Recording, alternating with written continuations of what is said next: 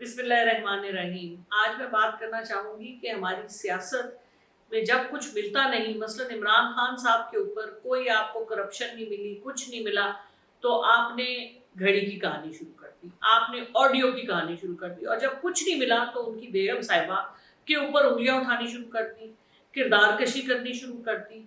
तो ये जो शेवा है ना हमारी सियासत में, जिसमें कि और कुछ ना मिले तो खातून के ऊपर आप उसकी किरदार कशी करनी शुरू कर देते हैं।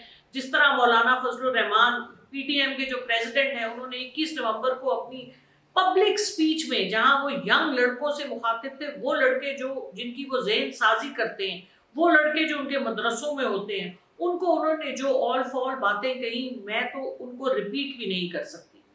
और इस कदर गिरी हुई बातें जब आप करेंगे खवातीन के बारे में, तहरीक इंसाफ की खवातीन, और आपको पता है कि उनके ऊपर लागू होता है सूरा नूर की जो 4थी आयत है, जिसमें लिखा है कि अगर कोई शख्स किसी शरीफ और पाकबाज औरत के ऊपर झूठी तोहमत लगाता है तो और उसके ऊपर अपने 4 गवाह नहीं ला सकता, तो उसको लाजिम है कि उसको 80 कोड़े लगे।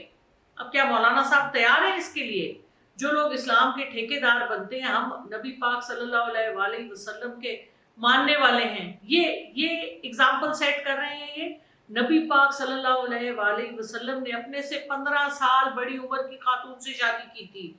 वो खवातीन की इतनी इज्जत करते थे, खवातीन को आगे लेके पहला इस्लाम मजहब था जिसने खवातीन को हकूक दिए, और ये इस किस्म की ऑल फॉल बातें करते हैं। और मैं हैरान हूँ अपने माशरे पे, मैं हैरान हूँ उन सब सहाफ़ियों पे, मुझे अफसोस आता है उन सब पार्लियामेंटेरियंस पे जो दूसरी पार्टियों के हैं और पीडीएम का हिस्सा हैं, और वो इसको बुरा नहीं कहते। क्यों? आप लोगों की कोई ज़मीर नहीं है? आप लोगों की भी कोई वालदा नहीं है? आपकी कोई बहन नहीं है? आपकी कोई बेगम नहीं है? और आपका अपना किरदार कैसा है? यानी मौलाना साहब, मौलाना तो उनको कहना भी सही नहीं है, क्योंकि इस्लाम के ठेकेदार बने हुए और ये इस्लाम को सिखा रहे हैं।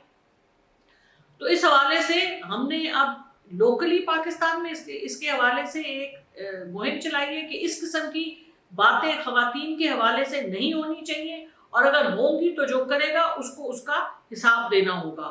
और इंटरनेशनली भी हम इसको लेके जाएंगे, क्योंकि ये थोड़ी बात नहीं है कि इससे पहले मोहतरमा बेनज़ीर भुट्टो के बारे में इस फजलुर रहमान ने फरमाया था कि ये औरत हुक्मरान तो हो नहीं सकती, और फिर उसी हुक्मरान के नीचे डीजल के परमिट लिए, उसी हुक्मरान के नीचे अपने लीडर ऑफ द ऑपोजिशन बने, और उसके बाद की जो कहानियां हैं वो मैं आपको फिर सुनाऊंगी। लेकिन इनके ऊपर इनका अपना किरदार तो आप देखिए। और अब यूट्यूब पे जो इनकी स्पीच थी वो इन्होंने उतार दी है, इसलिए क्योंकि उस पर बहुत नेगेटिव फीडबैक आया है।